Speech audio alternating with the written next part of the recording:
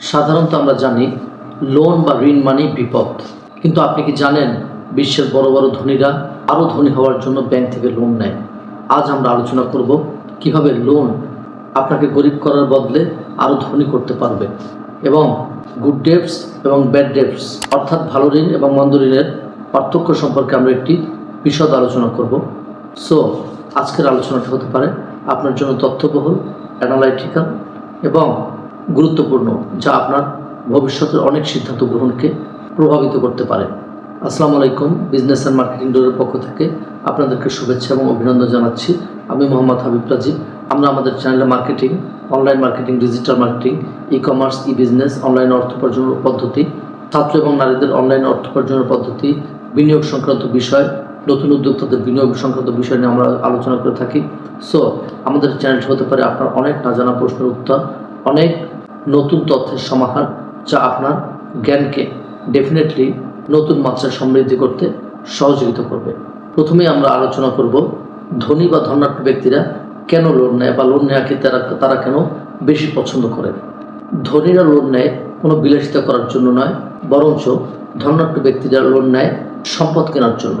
ধরুন আপনার কাছে 10 লক্ষ টাকা রয়েছে, এটি দিয়ে আপনি একটি ছোট দোকান কিনতে পারবেন, কিন্তু আপনি যদি ব্যাংক থেকে আরও 40 লক্ষ টাকার ঋণ নেন, তবে আপনি 50 লাখের একটি বড় প্রপার্টিস কিনতে পারবেন, যার ভ্যালু ভবিষ্যতে অনেক বাড়বে। একে বলা হয় লিভারেজ। সো আপনার কাছে থাকা ছোট্ট একটি অ্যামাউন্ট, সেই অ্যামাউন্টটিকে আপনার বড় করতে হলে, যদি সেই অ্যামাউন্ট থেকে একটি কোনো প্যাসিভ ইনকামের জন্য যদি কোনো প্রপার্টিস কিনতে চান, সেক্ষেত্রে লোন নিয়ে আপনি আপনার অ্যামাউন্টটিকে বড় করতে পারবেন এবং আপনার সম্পদ থেকে অর্জিত মুনাফা বা লাভ দিয়ে এই ঋণের অর্থ আপনি পরিশোধ করতে পারবেন। এরপরে আমরা আলোচনা করব good debt versus bad debts, অর্থাৎ ভালো ঋণ বনাম খারাপ ঋণ। প্রথমে আসি ভালো ঋণ কি বা লোন কখন আপনার জন্য ভালো হয়। ভালো লোন যা দিয়ে আপনি ব্যবসা শুরু করেন বা এমন কিছু কেনেন যা দিয়ে প্রতি মাসে আপনার অর্থ উপার্জন হয়। যেমন ভাড়া দেওয়ার জন্য ফ্ল্যাট কিনতে পারেন, ভাড়া দেওয়ার জন্য গাড়ি কিনতে পারেন, ভাড়া দেওয়ার জন্য পরিবহন গাড়ি কিনতে পারেন। এরপরে আসি আমরা খারাপ লোন। এই খারাপ লোন বা খারাপ ঋণটা হচ্ছে ক্রেডিট কার্ড বা পার্সোনাল লোন নিয়ে আইফোন কেনা বা ঘুরতে যাওয়া, এগুলো আপনার পকেট থেকে আপনার নগদ অর্থ কমিয়ে দিতে থাকে। আরেকটু বিস্তারিতভাবে যদি আলোচনা করতে যাই, তাহলে বলা যায় যে গুড ডেটস হলো সেই ঋণ যা ভবিষ্যতের আয় বা সম্পদ বৃদ্ধি করতে সাহায্য করে। ব্যাড ডেটস হচ্ছে সেই ঋণ যা কোনো আয় সৃষ্টি না করে, বরঞ্চ আর্থিক চাপ বাড়ায়। শিক্ষার জন্য নেওয়া ঋণ সাধারণত গুড ডেটস হিসেবে পরিচিত। অপ্রয়োজনীয় বিলাসপণ্যের জন্য নেওয়া ঋণ ব্যাড ডেটসের একটি বড় উদাহরণ। গুড ডেটস দীর্ঘমেয়াদে অর্থনৈতিক উন্নতিতে সহায়তা করে, ব্যাড ডেটস বেশি সুদের কারণে দ্রুত ঋণের বোঝা বাড়িয়ে দেয়।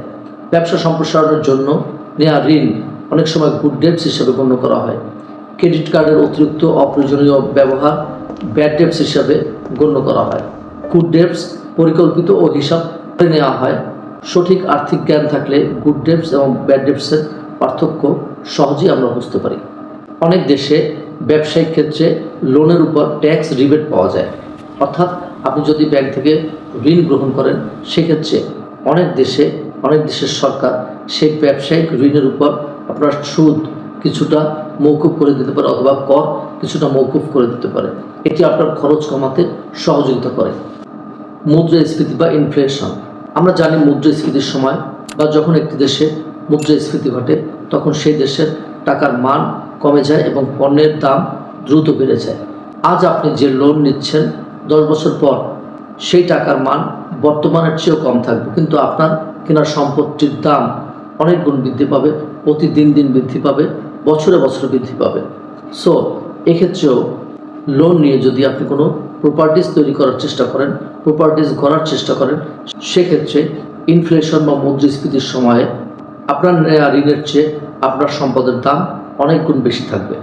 এটি ভালো লোনের মাধ্যমে দ্রুত ব্যবসা শুরু করা যায়। নিজের মূলধন কম থাকলেও সেক্ষেত্রে সমস্যা হয় না। বড় পরিসরে ব্যবসা শুরু ও সম্প্রসারণ করা সহজ হয়। আধুনিক যন্ত্রপাতি বা প্রযুক্তি কেনার সুযোগ তৈরি হয়। পর্যাপ্ত মূলধন থাকলে ব্যবসার গতি ও উৎপাদনশীলতা বাড়ানো সম্ভব। সঠিক পরিকল্পনায় বিনিয়োগ করলে লাভের পরিমাণ অত্যন্ত বেশি নিজের সঞ্চয় অক্ষুণ্ণ রেখে ব্যবসা পরিচালনা করা যায়। ব্যাংক বা আর্থিক প্রতিষ্ঠানের সাথে ভালো সম্পর্ক গড়ে ওঠে। সময় মতো ঋণ পরিশোধ করলে ক্রেডিট স্কোর উন্নত হয়। নতুন কর্মসংস্থানের সৃষ্টি করা সম্ভব হয়। সঠিকভাবে ব্যবস্থাপনা করলে লোন ব্যবসায়ীকে দ্রুত সফলতার পথে নিয়ে যেতে পারে। এর পাশাপাশি এই লোনের কিছু খারাপ দিকও রয়েছে, যে খারাপ দিক সম্পর্কে আমাদেরকে সচেতন থাকতে হবে। তার মধ্যে রয়েছে, ব্যবসা থেকে যদি অপ্রত্যাশিত লাভ না হয় তাহলে ঋণ পরিশোধ করা আপনার জন্য অত্যন্ত কঠিন হয়ে পড়বে। সুদের চাপ মূলধনের উপর অতিরিক্ত বোঝা সৃষ্টি করে, যেটা মানসিক চাপে পরিণত হয়। নির্দিষ্ট সময় কিস্তি পরিশোধ না করলে জরিমানা গুনতে হয়। ব্যবসায় লোকসান হলে ব্যক্তিগত সম্পদ ঝুঁকির সম্মুখীন হয়, কারণ আমরা জানি লোন নেওয়ার সময় ব্যক্তিগত সম্পদকে মর্গেজ হিসাবে রাখা হয়। অতিরিক্ত ঋণ মানসিক চাপ এবং উদ্বেগ সৃষ্টি করে। নগদ প্রবাহ বা ক্যাশ ফ্লো ঠিক না থাকলে দৈনন্দিন খরচ চালানো অনেক সময় কঠিন হয়ে যায়। ব্যাংক বা আর্থিক প্রতিষ্ঠানের শর্ত ও নিয়ম অনেক সময় কঠোর হয়, যা অনেক লোন গ্রহীতার জন্য এই শর্তাবলী পালন করা অত্যন্ত কঠিন হয়ে পড়ে। সঠিক পরিকল্পনা ও ঝুঁকি ব্যবস্থাপনা না থাকলে ঋণ ব্যবসায়কে অনেক সময় অনেক বড় ক্ষতির দিকে ফেলে দিতে পারে। সো এই ক্ষেত্রে মনে রাখতে হবে যে লোন নেওয়া তখনই লাভজনক যখন আপনার রিটার্ন রেট লোনের সুদের হারের চেয়ে বেশি হবে।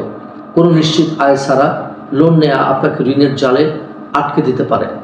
আজকের এই আলোচনার মাধ্যমে আমরা একটি ভালো এবং খারাপ লোন সম্পর্কে স্পষ্ট ধারণা দেওয়ার চেষ্টা করলাম এবং স্পষ্ট ধারণা আমরা পেয়েছি।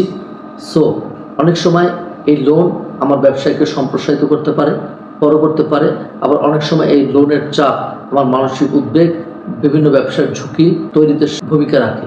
সো আপনি লোন নিয়ে কি করবেন, লোনটি কোন কাজে ব্যবহার করবেন, ব্যবসার পরিধির বড় করার কাজে, প্রপার্টিস কেনার কাজে, নাকি আপনার বিলাসিতার জন্য, এইটি নির্ভর করবে আপনার উপর। সো আপনি লোন নিয়ে কোন কাজে ব্যবহার করবেন এর উপর নির্ভর করে আপনার লোন নেওয়াটা কতটা যৌক্তিক, কতটা অযৌক্তিক। সো আজকের আলোচনার মাধ্যমে আমরা এই লোন সম্পর্কে একটি পরিচ্ছন্ন ধারণা দেওয়ার চেষ্টা করলাম। ডেফিনেটলি যে কোনো আর্থিক সিদ্ধান্ত নেওয়ার ক্ষেত্রে আগে আপনাকে অ্যানালাইসিস করতে হবে, গবেষণা করতে হবে। আর্থিক বিষয়ে যারা বিশেষজ্ঞ তাদের সাথে পরামর্শ করে, আপনার নিয়ারেস্ট যারা আছেন, ফ্রেন্ড সার্কেল যারা আছে, তাদের সাথে আলাপ আলোচনার মাধ্যমে আপনি এই আর্থিক সিদ্ধান্তগুলো নিতে পারেন।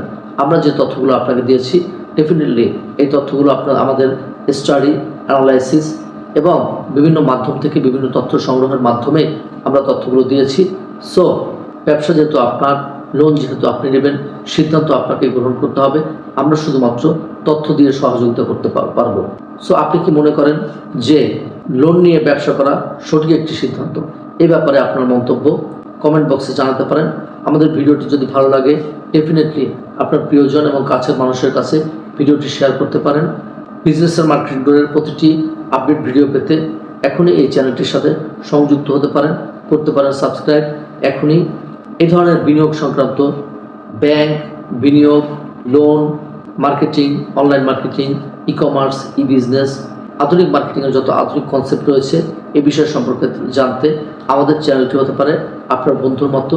সো এই চ্যানেলটির পাশে থাকবেন, সাথে থাকবেন। দেখা হচ্ছে পরবর্তী ভিডিওতে।